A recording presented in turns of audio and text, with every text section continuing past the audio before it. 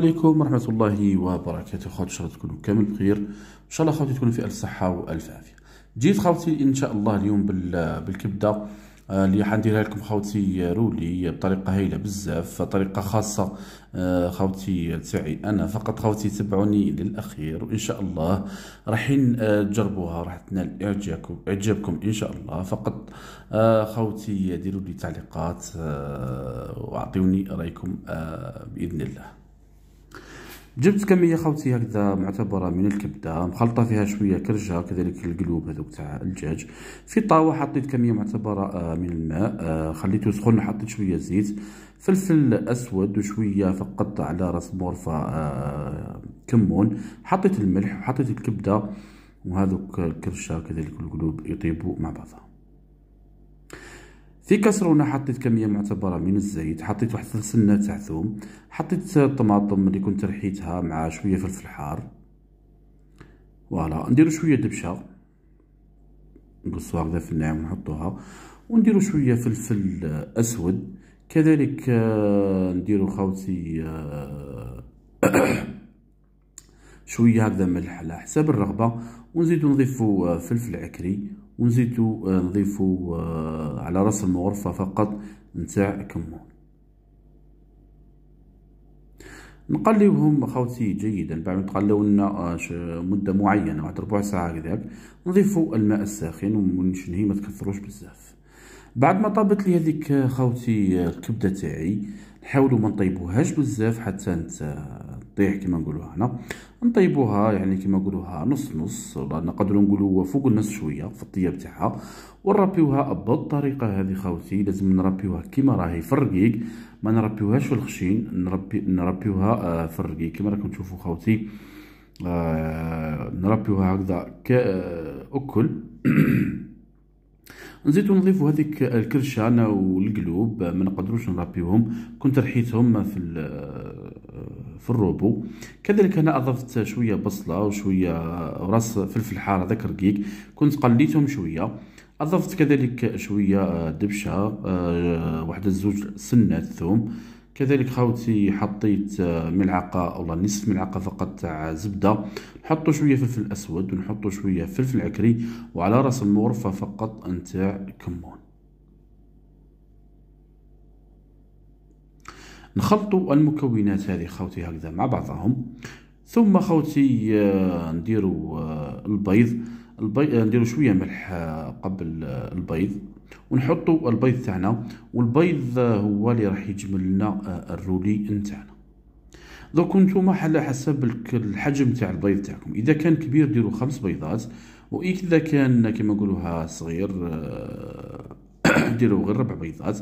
انا كنت درت 4 بيضات وشني كانوا كبار شويه، ودرت 2 ملاعق تاع لا شابلير اللي يعطينا طعم هايل للرولي تاعنا، ودرت ملعقه صغيره تاع خميره كيميائيه اللي راح تعطينا ولا راح تساعد باه الكبده تاعنا تجي هشه، تجي طريه ما تجيش يابسه ولا كي طيب.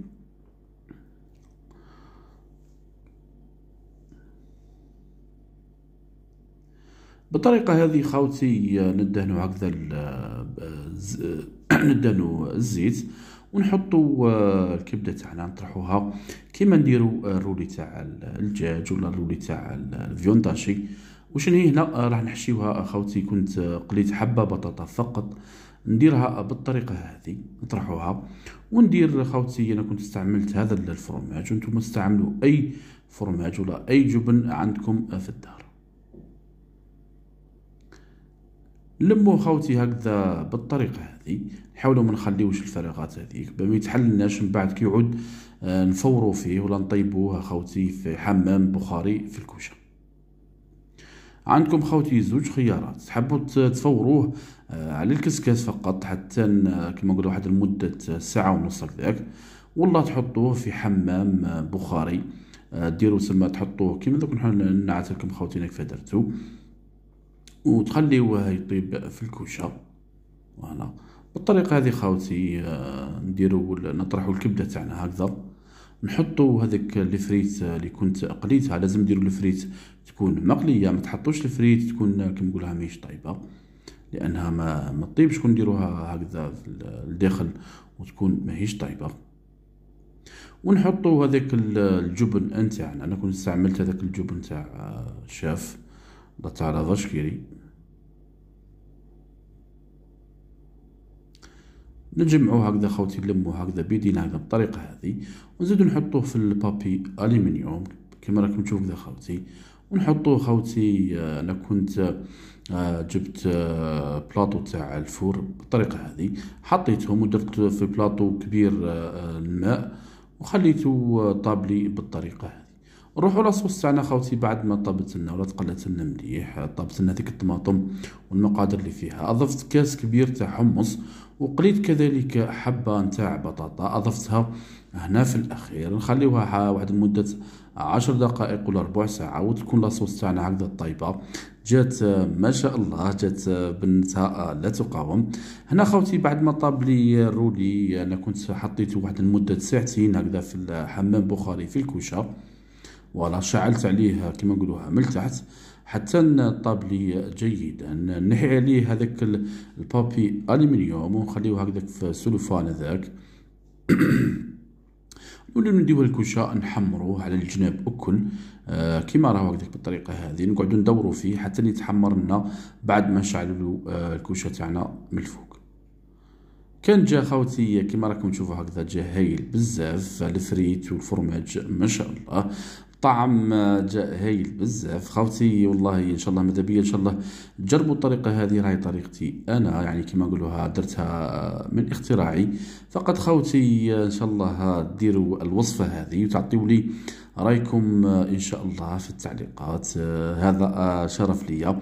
فقط خوتي ديروا لي متابعه ومشاركه وضغطوا على زر الاعجاب، وكذلك ضغطوا على زر الجرس بيلحقكم ان شاء الله كل الوصفات نتاعي بإذن الله. دعمونا خوتي للقناة إن شاء الله خوتي. اللي شاهدتوا إن شاء الله شاهدتوا في الجنة.